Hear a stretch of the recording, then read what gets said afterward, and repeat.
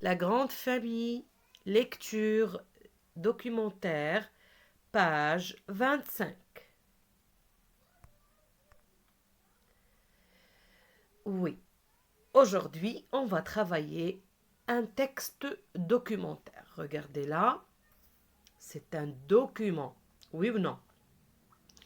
Pour les lectures documentaires, ce sont des textes dans lesquels on va trouver beaucoup d'informations, bien sûr, et toujours il y a des illustrations. Est-ce que c'est clair? Donc c'est pas comme les autres textes qu'on a déjà travaillé ensemble. On trouve une image pour aider à la compréhension du texte. Sauf que là, un texte documentaire, on va trouver des informations. C'est pour cela, c'est pas de la même façon qu'on le travaille. Pour le texte expliqué ou bien texte de compréhension, on travaille la lecture, la compréhension. D'accord? Là, on doit travailler quoi? Bien sûr, on va lire, mais pas de la même façon. Et on insiste sur quoi? Tirer les informations qu'on trouve dans ce texte-là. D'accord? Excellent. Donc, quand vous l'avez sur votre livre, lecture documentaire, ça c'est le titre, l'arbre généalogique. Et bien sûr, on va faire l'observation de ce document. D'accord? Il s'agit d'un arbre. Donc, comment appelle-t-on ou bien comment s'appelle ce document? Ce document s'appelle l'arbre généalogique. Dans chaque famille, certainement, il y a un arbre généalogique. De toute façon, les maîtresses ou bien les maîtres vont vous demander de préparer le projet de cette unité concernant quoi? Préparer votre arbre généalogique. Ça veut dire l'arbre généalogique de votre famille. Donc ici, les questions qui accompagnent ce document, on ne va pas dire texte, on va dire un document, parce qu'il n'y a pas de texte là. Voilà, je réponds. On va bien observer pour répondre à ces questions-là. Comment s'appelle ce document? La première question. La deuxième, que représente-t-il? C'est un document qui s'appelle l'arbre généalogique. Bien sûr, on va voir les corrections après. Que trouve-t-on dans les rangs? Voilà les rangs. Très bien. Qu'est-ce qu'il y a sous chaque image? Il y a combien de personnes dans cette famille? On a dit c'est la présentation de toute une famille, d'une grande famille. Quels sont les membres de cette famille? On va les citer un par un. C'est bon? On va passer à l'oralisation, c'est-à-dire l'enfant ici doit répondre aux questions. D'accord? Donc ici, la réponse aide à la compréhension de ce document. Et bien sûr, là, l'enfant va répéter lui-même. Donc ici, regardez, on répond par écrit. Il y a le crayon. Donc ce sont des pictogrammes. Il y a l'œil. C'est quel pictogramme? C'est l'observation. Ici, crayon, en train d'écrire. Donc l'enfant va écrire ici.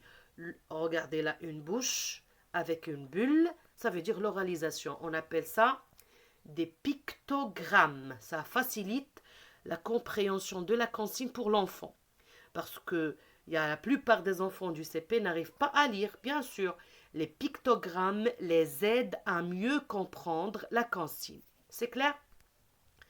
On passe maintenant. Voilà la présentation. Document, question. C'est bon? Allez, on continue. Découverte. On découvre le document en répondant à ces questions. Et bien sûr, les voilà les réponses. Le document s'appelle l'arbre généalogique. Il représente quoi? Les membres d'une famille.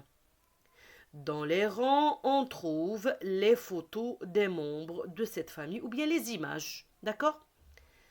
Sous chaque photo, il y a le prénom de la personne. Bien sûr, la première photo, c'est la photo du grand-père qui s'appelle Larbi. Oui ou non? La famille se compose de 10 personnes, n'est-ce pas?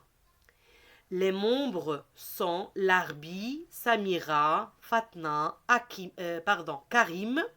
Ce sont les grands-parents. Tami, Sonia, Rami, Akima et les enfants Sofiane et Sarah. Super. Maintenant, l'oralisation, ça veut dire ici, on va parler. La découverte, on va écrire. L'oralisation, ça vient de l'oral. D'accord? L'enfant va répondre oralement. À quoi sert ce document? De quoi est-il composé? Qui est l'oncle de Soufiane? Qui est la tante de Sarah? Qui sont les grands-parents? Présente cette famille à tes camarades. Ce document sert à présenter les membres d'une famille, ou bien de cette famille. Il est composé d'un arbre avec des images et des personnes de leur nom, prénom plutôt. L'oncle de Soufiane est Rami.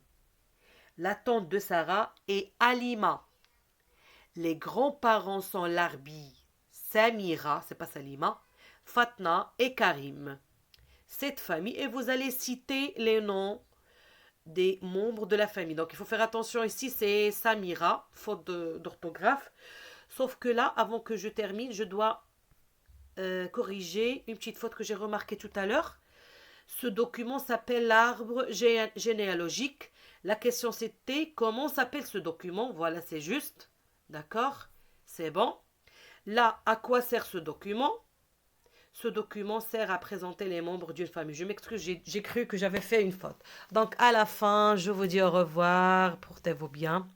Et Inch'Allah, je vais vous préparer une prochaine leçon toujours du même livre. Je vous dis au revoir. Portez-vous bien. Merci pour votre attention.